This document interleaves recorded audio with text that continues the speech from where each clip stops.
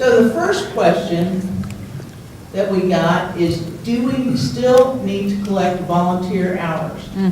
We heard that the time for the county to use it has passed. I'm going to send this to Carlene and Robin. So absolutely, yes. The reason is that there are grants that are available out there where matching funds, you can do in-kind donations in the future. It's not just a municipality situation, so ditto. What would you consider a state-of-the-art volunteer management platform? Nina? Robin? Well, I know about crisis cleanup. It wasn't around when we had our disaster, but I've heard great things about it. We had more of a grassroots effort on our part of just using a spreadsheet and keeping track that way. But has anybody used crisis cleanup on the team? Well, that goes with the second question, which is really that crisis cleanup is actually a really good program. It works really, really well.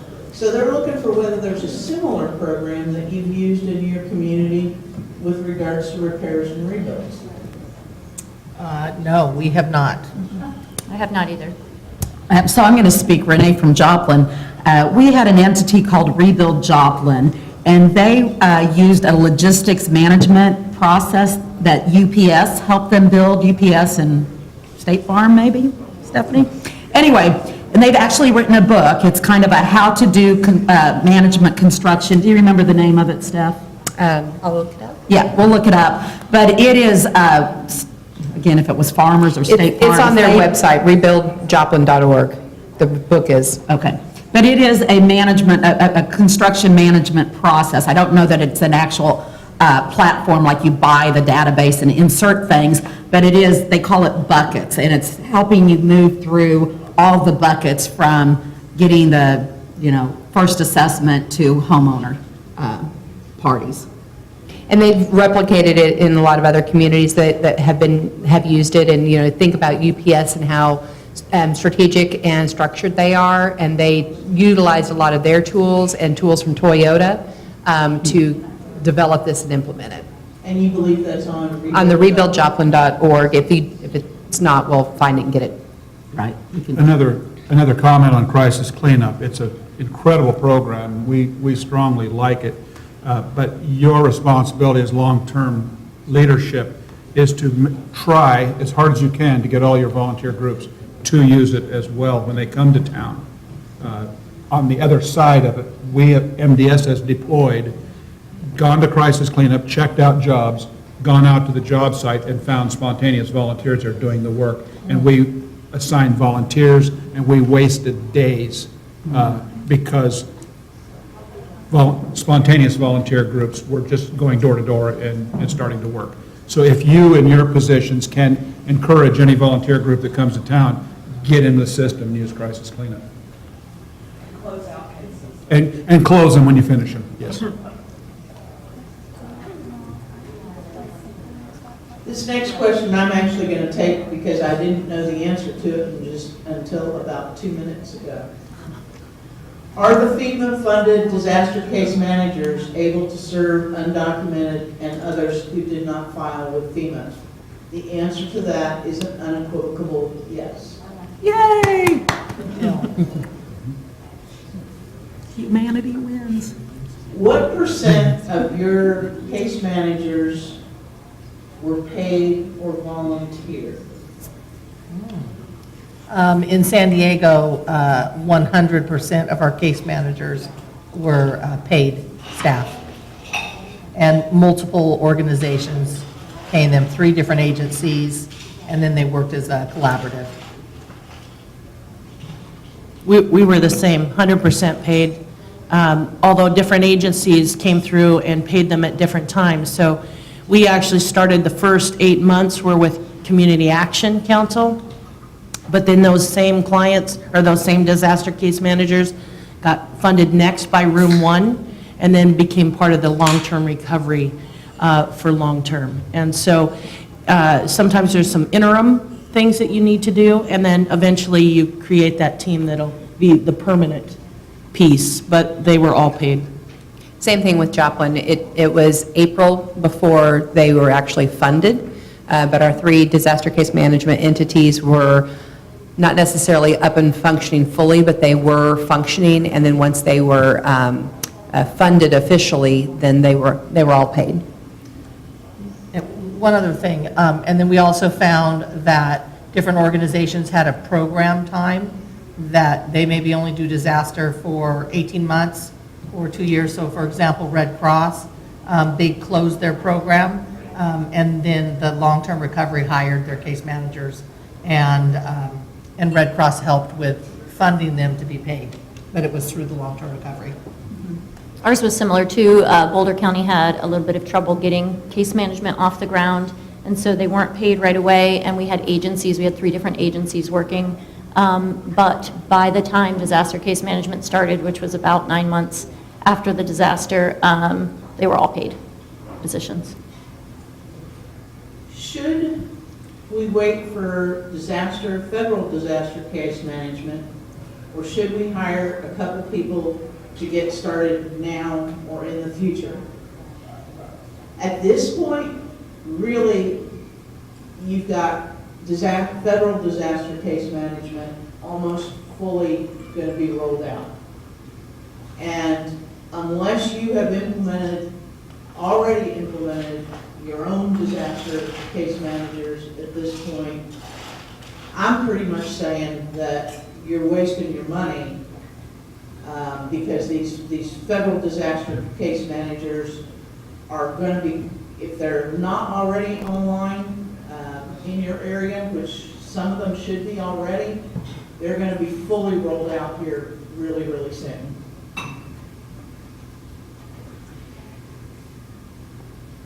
Anyone attempt to provide health benefits for employees?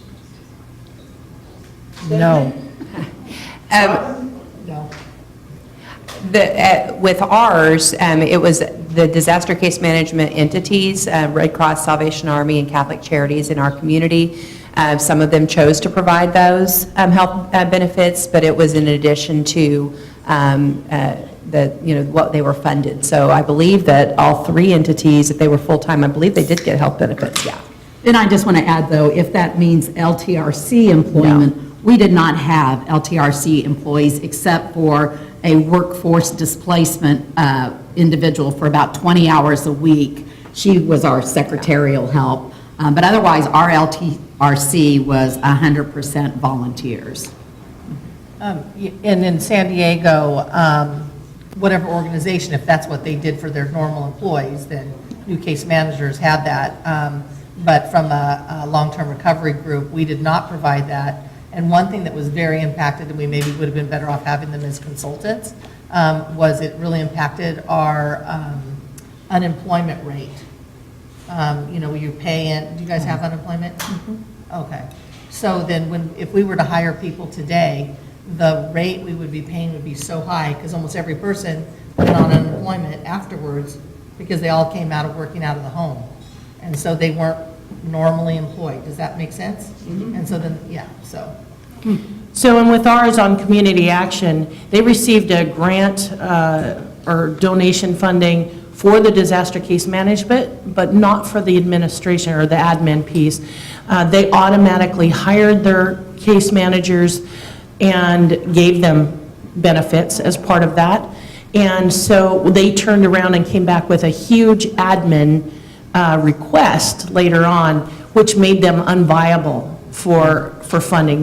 We had so few dollars per survivor that that's part of why they only did it for 8 months. And then it had to go to a different agency, and then again, it was unsustainable. Our disaster case managers then became 1099 independent contractors. They got their own license, they got their own, they were insured themselves, and it worked great for us. Within your disaster, did you have renegade groups that did not work within DCM and Unmet Needs? Absolutely. Universally, Absolutely. And I think funders that funded some of those folks were highly disappointed, because the only people that work well is through that unmet needs, through that full vetting where everyone's coordinated. Because that duplication of services, all those pieces are, it's critical that they don't have those situations. And so I know in our area, we had one group like that United Way funded, and right now, they're in all kinds of trouble because they can't figure out where the money went. Okay, so it is really critical that long-term recovery groups that have unmet needs, that have a very clear vetted process, that have arm's length conflict of interest systems are the ones that are getting funded. And in Joplin, one of the things I think, Renee and I mentioned yesterday that was really helpful was everybody who was on our long-term recovery committee had to sign an agreement that said, here's what I agree to and what I don't agree to. And then when we had those groups pop up that were not vetted, that were not working within the system, that were not partnering, we were able to work with them, not work with them, and put that out to the community that this entity is not being representative of the whole, and that they are going against. We had one specifically that we actually had to ask to leave the community. And it worked, Renee can probably tell more, but it worked really, it was helpful to have some of those processes in place, and where we were able to show these are the vetted entities in this community. And we didn't ask people to leave until we verified that they really weren't working within the system and they really weren't having the best needs of our community at mind. But we did have some times whenever we had to ask people respectfully, you're not welcome in this community. And I was going to say, early on, some of the renegades burned themselves out. It's that heroic phase. I can't tell you how many times we had kind of points of distribution that were really not, I hate to say authorized, but, we had one called Misty's Mission, I think is what it was called. And she came to LTRC one day just to tell us that we were all full of it. And left, and about a month later, and consequently since, she's had some concerns, legal concerns. So they kind of burned themselves out, but as the reference to Stephanie, really quickly, we had a nice, well-intentioned group from Branson, Missouri, which is about 2 hours away, which is, our destination place, and they were going to raffle a house, the opportunity to win a house in Joplin. And so they sold $100 tickets, but they never built the house. And we kept hearing about them. And so I did reach out to them. I just took it on myself to call. I used Columbo, if some of you guys are old enough to remember Peter Falk, kind of scratched his head and acted like he didn't know what the heck was happening. That's what I did. Help me understand what you're doing here. And so we asked them to it was like two years in, to either build the house or quit advertising, kind of quit fundraising. And we even offered to help them with that a bit. If you want to donate your money to us, we will make sure this gets done. But being out there and continuing to say you're fundraising for Joplin for housing needs was really offensive.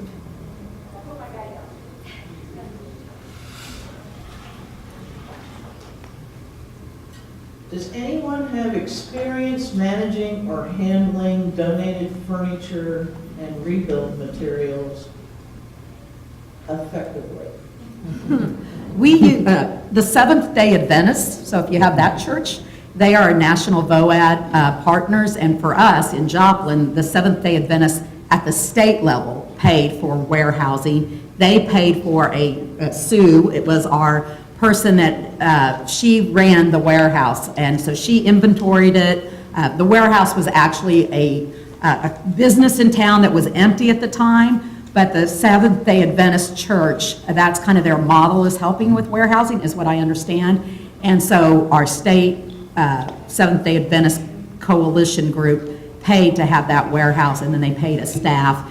And she sent out daily emails about what was in the inventory as inventory changed. And so she really had a bead on how many storm doors we had, how many mattresses we eventually got, but also the construction pieces. And it was probably 4 times the size of this room, would you say, Steph? It was pretty impressive. In San Diego, we, as far as donations management, not new building materials, but other stuff that people want to donate, we allow our organizations that already do that in their normal daily business to be the receivers. So say, for example, Salvation Army, and they have stores, and then they provide vouchers to the survivors for the goods that they receive, so that we don't have to manage that piece at all. We let people do what they do already. I'm glad you brought that up. So I That's just, how we handled it in Bastrop County, is that we use the stores that are already there, that are in that business, and do the voucher system. so I just want to say, having to do with the in-kind donations, again, it's a good idea to have a strategic plan of when you're cutting certain things off and what you're going to accept. Have a very clear procedure and plan for what that looks like.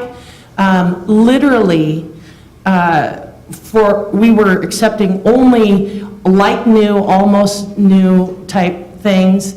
And I literally had a truck of rusted old lawnmower that, you know, Real quick. oh yeah, oh my gosh, came in one time and he literally called the sheriff on me for, because I only took the sink and something else out of the truck. Okay, so, and then I denied the rest of it, and of course he had to pay dumping fees, I think. And so, because I marked up he had 2 pages of tax write-offs, right? On that I was supposed to sign. I marked the crud out of it and said, no, thank you. And so he did call the sheriff on me. She called me and said, made it very clear to him that I couldn't be arrested for not accepting a donation. And so just be clear, have a policy in place, and so that everybody's on the same page.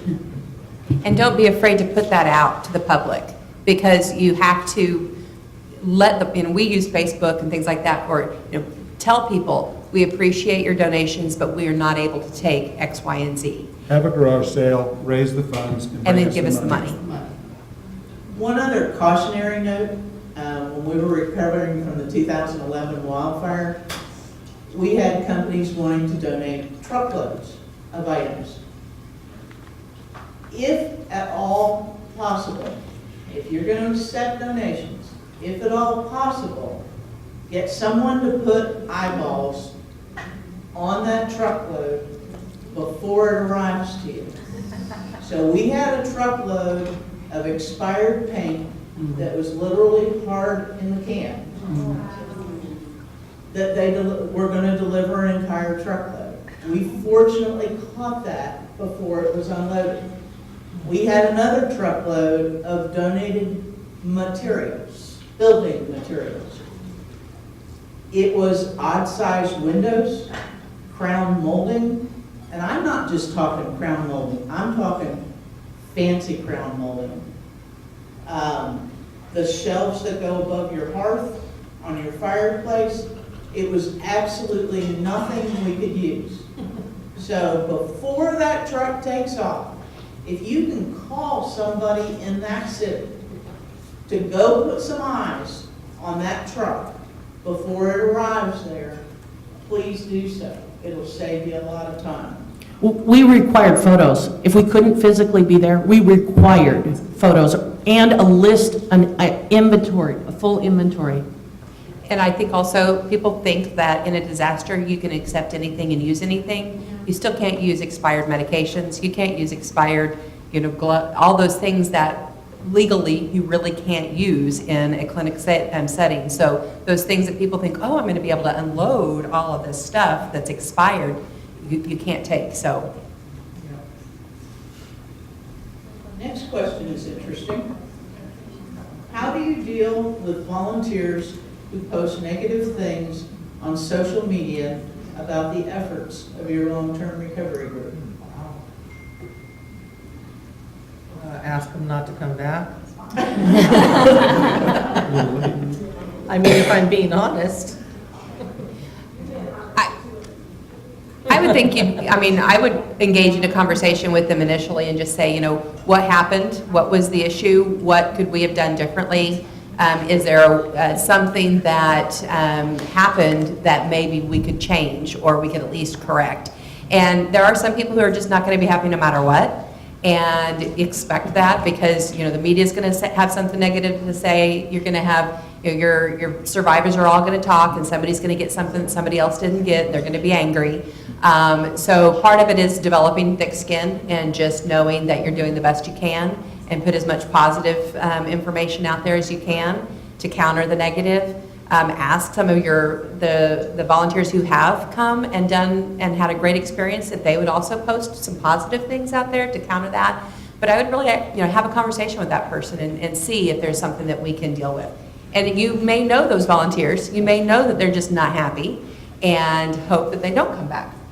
Yeah, I would agree with that wholeheartedly, and I think once you address it with the person, it diffuses quite a bit, just by talking to them. Yeah. And The other thing I would caution you against is going tit for tat in social media on any negative comments. It's not going to get you anyplace, and it's going to maybe dig you a deeper hole. right, I was going to say that one engagement to find out if you can resolve it and make nice, and if you find that there's going to be a battle, I think of the old saying about getting in and wrestling with the pigs. You're both going to get dirty, the pig likes it. And remember that your other volunteers who are coming are going to be looking at your social media. Funders are going to be looking at social media. So if you take the high road, that's the best thing I think you can do. Yeah, for me, I just never engaged from the LTR side. However, other volunteers and other people engaged on our behalf every time if we just let it ride. And the same goes true with residents as well. Like, we've had negative social media from residents, and I learned early on just to go to the case manager and let them handle it. Just say, hey, your person's not happy, this is what they said, and let it right there. And what you guys are saying is, how you'll see a restaurant, and they'll say, oh, we're so sorry you had a bad experience, hopefully it'll be better next time. You're saying not to engage at that level at all, just leave that be, and then let whatever happens organically be ongoing and having that conversation with the person to see how you can bridge the problem. That's what pretty I would, much. yeah. Okay, thanks. How can LTRGs incorporate risk reduction measures into the recovery process? And should we? So does that risk reduction mean future disasters? Because I think of risk reduction as individual risk, like risk factors, alcoholism, Who suicide. asked this question? That was my question. I'll come out and say it. So I'm referring to mitigation strategies. Oh, okay. Okay, mitigation. We did in Joplin, again, Stephanie highlighted that this morning, that we did a lot of map your neighborhood type things. We did a lot of mitigation even with the reconstruction. Early on, our city council was going to make new codes about hurricane straps on every roof, which I think they did for retail businesses. But we were thinking mitigation at a big level. And it wasn't our first priority. Our first priority was rehousing and stabilizing people. But I think, yes, I think there's a responsibility to complete the circle of preparedness and mitigation. Luckily, we qualified for some hazardous mitigation through FEMA, which I think is a big difference in a community to have that funding available to do that sort of infrastructure change. So we had extensive studies done on our drainage areas, our areas that could be potential landslides. And so our community is working to mitigate those right now. So we're 5 years past disaster, and we are just starting to replace some infrastructure that was a problem, a bridge that got backed up and caused probably 70% of the damage in the town. We are just getting to replacing that now, but that is just a small percentage of the dollars our community is going to be having to put forth because of that FEMA funding for the PA side. We got some FEMA hazard mitigation funding as well, and what we use that for is every one of our public schools has a large-scale, hurricane-safe tornado shelter in basically the gymnasiums are. That's wonderful for the students whenever they're at school. They can house all the students and the teachers who are there. The community, it's a little bit of a false sense of security because they have a reverse 911 type of system. So if the tornado sirens go off, all the doors unlock, even if it's not middle of the night, Sunday night, whatever, so that people can go in. The scary part about tornadoes is you don't always have time. So the fear in our community, especially with emergency management, is that all of these people are going to leave their homes where they may be relatively secure and be on the streets to get to these schools that might be 2 or 3 miles away from them and be caught in the middle. But it's wonderful for the schools during the day to be able to have those children safe and secure. So we did hazard mitigation as well. We ran out of water at 10 o'clock at night on the fire. All of our hydrants went down and we drained our complete system. And so we have a backup pump to that for all of that now. Additionally, we lost a lot of our highways with the flooding, the after fire flooding and debris flows that happened. And so there's been huge work on redundancy of systems. We lost all of our fiber. We lost, in fact, we lost so many electrical poles.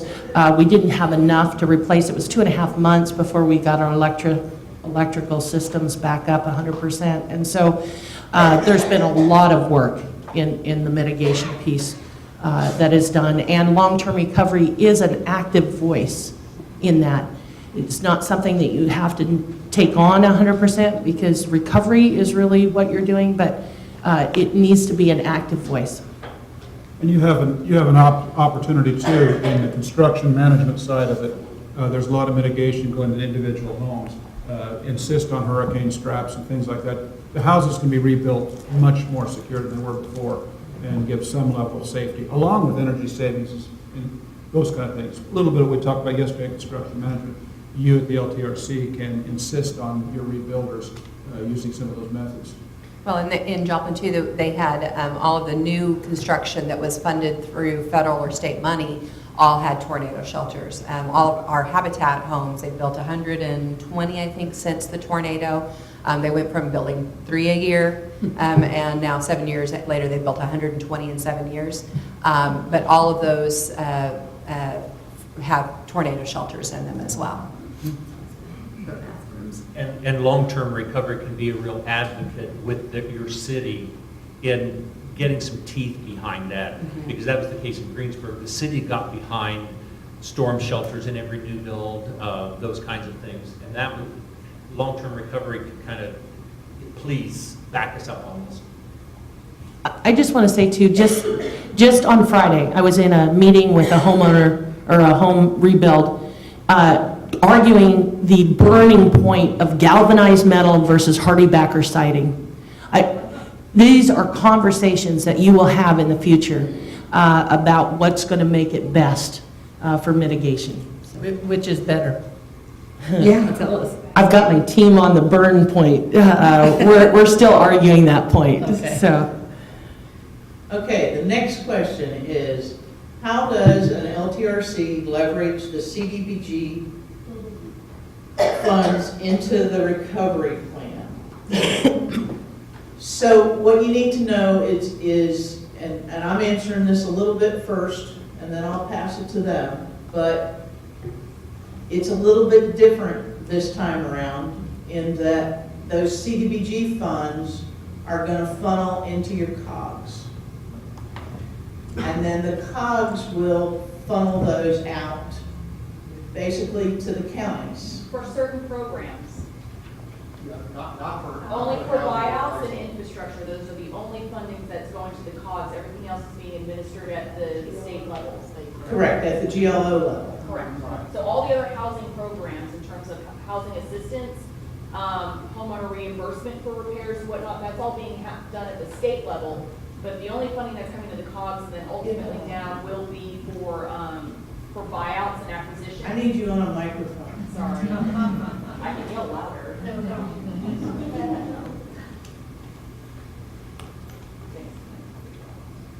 Sorry, I don't, don't mean to hijack the conversation, but with the 2017 Community Development Block Grant Disaster Recovery Funding, it is being done differently. In the General Land Office's State Action Plan, they've identified several different housing programs and some infrastructure programs.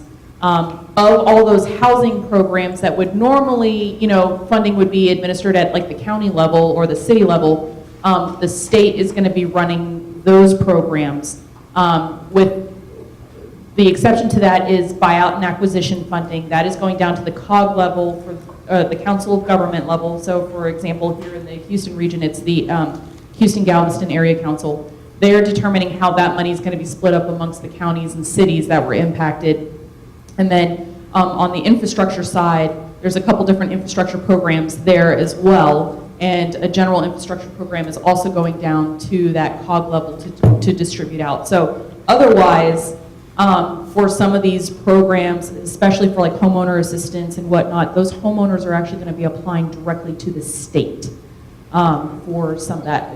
The state, Texas General Land Office is still figuring out how some of those programs are going to work. So we don't know how funding is going to get to like nonprofits or long-term recovery groups, or if it's going actually directly to a resident or to a vendor. But that's kind of where we're at. So it is different in 2017 as it has been in the past.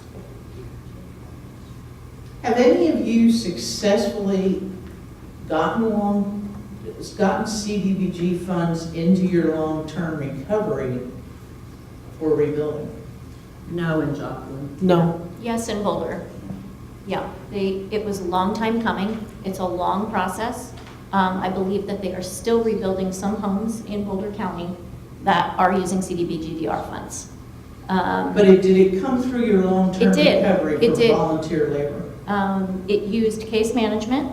When they didn't have the volunteer labor, they used contractors.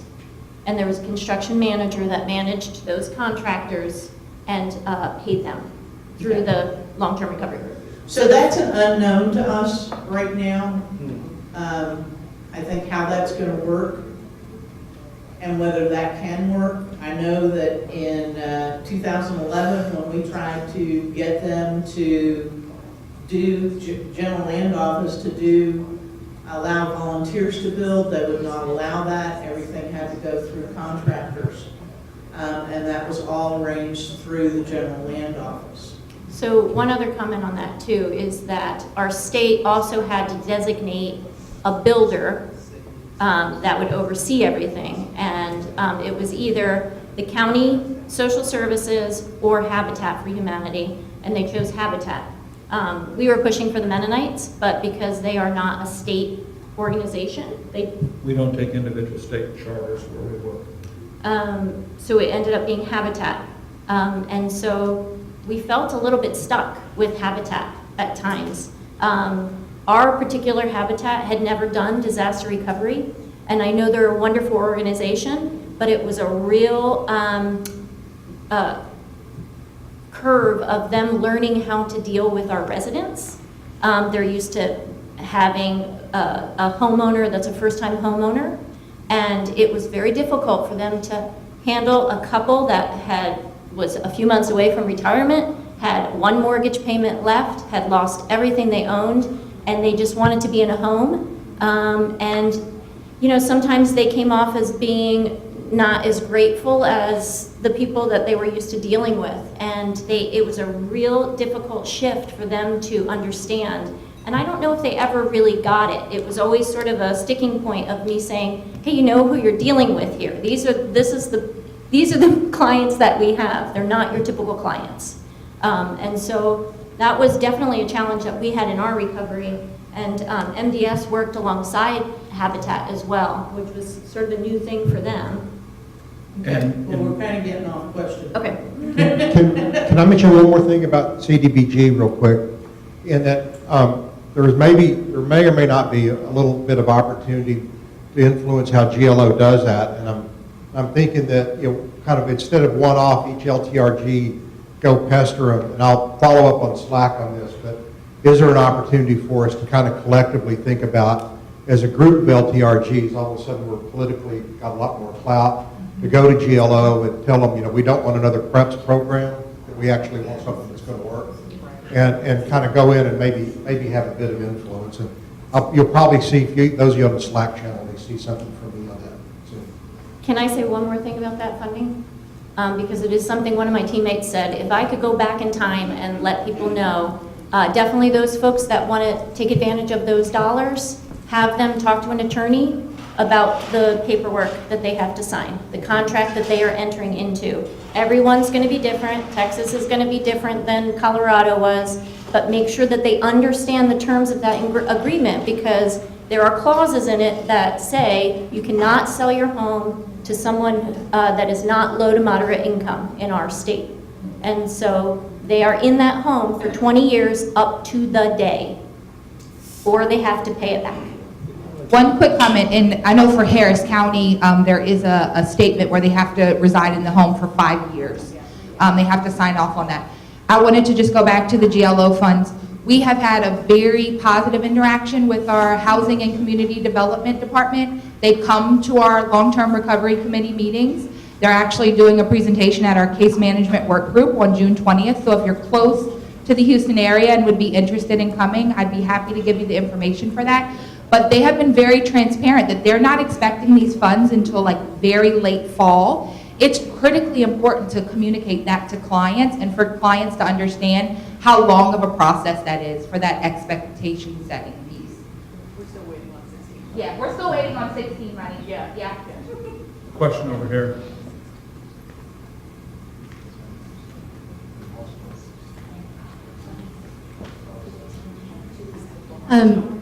One of the things, we've had to deal a little bit with GLO, but I can tell you guys we've had a really positive experience with them. We're working on a project to relocate some families, and they really wanted to be involved in that. We did opt to go with private funding on it, but from what I understand, the families will receive that funding for the. So it won't be buyouts, but they will receive money from the CDBG grants that they will use specifically, like in our case, they will invest that money back into what the program that we're going to be doing. But the families will receive the money. So they will have to apply for it and everything. And then they will have that to invest in the new home. All right. We're down to our last question, which is really what I want to finish with. Our last question is, what should new people in disaster know that you may think is obvious? And what I was going to ask each of you is to finish with 3 simple tips or recommendations that you would make to this group about what you did in your long-term recovery that worked. I would say first and foremost is find an ally, an advocate, somebody like Renee, who you can be your best or your worst with, and that way you can have your public persona and the face that you have to put out to the world and to your family and everybody else, but you have somebody who you can rely on and they're not going to judge you for it. That truthfully was what helped me get through our disaster. Know that if you're not at the table, if your long-term recovery committee is not at the table, the voices of your people aren't being heard. Whenever I started, I was not a disaster recovery person. I was an emergency preparedness person. I was none of that. I was a social service person at a nonprofit working with people with disabilities. I was nervous initially to go to any of those tables. I was nervous to go to our housing team. I was nervous to go to the community team. I didn't think that they'd want to hear my voice. And I kind of forced my way in. I thought I was forcing my way in. The reality was they wanted me there. They needed somebody from the social service area. They needed somebody from the long-term recovery groups to come and be that voice. And that became, you have to be an advocate for your people. And then also collaborate. Don't try as much as possible. It's hard to avoid drama. It's hard to avoid negativity, but try as much as possible to be a team player, try as much as possible to wrap your arms around everybody in your community and say, how can we work together? Because at the end of the day, the most important thing is getting your people home. One last thing is make sure that you are communicating with your residents and the community every day about successes, because they've got to see progress. And if they don't see that progress, you may know what's going on, but if you're not communicating that out to the public, if you're not communicating it out to your survivors, then they're not seeing that. And if they're not seeing that, then they're not going to feel like progress is being made. And it's going to get very discouraging. So if it's discouraging to you, think about how much more discouraging it is to somebody who doesn't know what's going on. So even if it's to say, hey, we don't have the money yet, but it's coming. Or, hey, we have a plan. Here's our plan. We are moving forward. We do have knowledge of what's going to happen. So that, so even if it's to say we have issues and we're working through them, that's better than not telling them anything. Okay, mine is being real inclusive. We have a tendency to be, we congregate to like minds, right, and like people. And it is so important that in these groups that everyone's represented. What happens is if you get all the different spectrums of your community at a table, you won't miss anything. And you'll understand everything, and it is so important. It's harder, but it's more important, and in the end, you will be stronger and more sustainable because of it. Groups that are like-minded end quickly, okay? They don't make the long haul. And so if you don't have people that are in your community that are not represented at your table, find them. Go out. We had to go out and get tribal members. We had to go out and get orchardists. We had to go out and get wildlife and fisheries. We had to go out and get social services, hospitals, school districts. You want them all there. The other piece of that is then when you give something out, when you say that something's available or you need something, it happens, the networking happens so quickly. And then the information comes back holistically. So I would recommend that you do that. Second is that maintain your social veneer. As an individual, try and maintain your social veneer. As you're tired, you're pushed to the edge, you're going to be intimate with the people around you, kind of like your own family. I don't know how you treat your own family, but I tend to have tones or when I get tired with my husband, right? So try and maintain those social veneers and appreciate people as people, because sometimes we're more focused on the task. Last is to trust your own instincts and trust yourself. You're here for a reason, and each and every one of you are amazing for being here and doing what you're doing, and please trust yourself.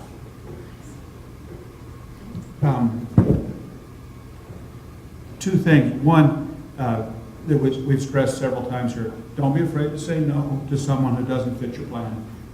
You don't have to take all the help you get. And when you do find a partner that comes to your community, don't be afraid to ask them for more. Don't be so grateful they're just going to come and build. Ask. They have other contacts. They have networks out there too. It expands your network. Don't be afraid to ask. They can tell you no. The bigger stressor that I see so often is the self-care. Take care of yourself. There are some staggering numbers out there. You need someone to go to. If you can't go to your local pastor or your local confidant or whatever, go find someone in the next community. Find someone. Statistically, in this room, as many people as we have, there are going to be a couple marriage failures out of this. Relationships get fractured. It's terribly, terribly hard work. Find someone. Don't let yourself get to that point. It's a somber thing, but it's scary. It really is. Find someone to talk to. And that's one of the purposes, one of the reasons DLT is here. This is the advertisement, but these people are available one phone call away. They have been where you're going. They can relate 1 one-on-one to you. And if you can't talk to your pastor, talk to Nina, talk to Chris. Don't let yourself get down. Jeff, did you get my text earlier today? I would ditto on that for sure. Having that buddy that you can confide in is really important. I had my tight-knit team. We talked behind closed doors, and that never left that room, and we needed that. I would stress communication. You are dealing with people who are having a hard time processing information and dealing with a million different things. Repeat information. It's going to drive you crazy. Repeat, repeat, put it out written, put it out, verbally, and just keep doing it. I would also highly recommend you document this journey with photos, with videos, because you're going to want to look back. You can use it for funders. You can use it for personal gifts. It seems like a trivial thing right now, but you're going to want those photos later so that you can put things together in a perspective. What comes to mind first is probably having more grace and mercy than you do in your normal life. And that is grace and mercy for everybody that you interact with, including yourself. Be gentle, be patient. What Nina just said about just survivors sometimes are lacking in their normal ability, critical thinking abilities, their ability to retain that brain fog. But you also. So give people mercy and grace. Everybody's on the journey doing the same thing the best they can. Even the outliers, give them mercy and grace, those people that get under your skin. And I would say stay humble, know your purpose. I was saying something to Joy this morning, and I wanted to say it yesterday. Samaritan's Purse came to us, me personally. They actually said, hey, Renee, we want to do some counseling with you.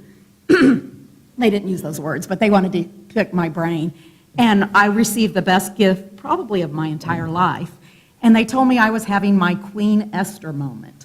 And I'm not biblically trained, and so I said, please tell me about Queen Esther. And so if you know the story, she says, through the trials that Queen Esther went through at this moment, and she said, I was built for a time such as this. And they said, Renee, this is your Queen Esther moment. And that kept me very humble. I was just doing God's work. And somebody else could have done it. It's not Renee White. Somebody else could have done it. But that gift of I was doing I was built for a time just as this. So don't doubt yourself. You got the skills. Stay humble. Give mercy and grace to everybody, including yourself and your family. This is not a time to be an overachiever. Just you have what you have. I don't really remember what the questions were. But, so if I'm going to give a piece of advice. Tips or recommendations? Okay. So raise your head up and know that there's more going on around you and access it versus just staying focused right here. I think that was a challenge for me initially. So know that there's a lot of other things going on around you that you may need to access. It's not just what's going on with you. So raise your head up and see what it is. Don't ever take 8 hours to come up with a long-term recovery group name, ever. So, yeah, I know. But so don't get bogged down in small things like that, because we very much did so. And also, have your, your moral standards, and if you feel that something's not working quite right and you're uncomfortable about it, don't be afraid to approach someone or an organization respectfully and have that private conversation and let them know about your discomfort. So stay honest to who you are in the process. You may have already done this, but invite your pastors and your ministerial alliance to the table, because sometimes we doubt that we should stick our noses into the public square, for lack of a better way to say it. In some communities, we may be viewed as temporary residents, and so our input may not, We may have been told or may feel like it's not as valuable, but invite your pastors and ministerial alliances to your tables, because they can be a point of contact in a lot of different ways, even though we may not have been in the community as long as others. Now, I say that because in Greensburg, we were invited into a lot of circles, and it had not been that way before disaster. But we were invited, and pastors may be reluctant to push their way in, like Stephanie said, but that's one of the big things. And the second thing is viewing all of the players and all the voices as your advocates and your partners rather than your adversaries. That was a big stumbling block for me personally, seeing people as outsiders coming in to tell us how to do everything, when really they were not adversaries, they were advocates. All right, so you're going to get 4 from me. Cast your net as wide as you can feasibly cast it to include as many organizations, businesses as you can into your long-term recovery. Do not major in minors. Trust your gut. And last, celebrate every single victory. It's been said over and over during the session, but celebrating those not only amongst yourselves, but celebrating those on social media is important to your community. It's important to you. Invite your community to those house dedications. Celebrate every single thing you do. You all have been an amazing, amazing group to work with. I hope that you've enjoyed this as much as we've enjoyed having you here. This is a unique opportunity with a unique presentation from this group that has been given to you and that's been given to us. I want to thank again the One Star Foundation, the Center for Disaster Philanthropy, Deanna with the Texas Division of Emergency Management. You've been great hosts and you're great partners, as always. So we hope you go home with some tidbits that you've learned here. Even if you learned one thing that you didn't know before you came, it made it important. So thank you all very much.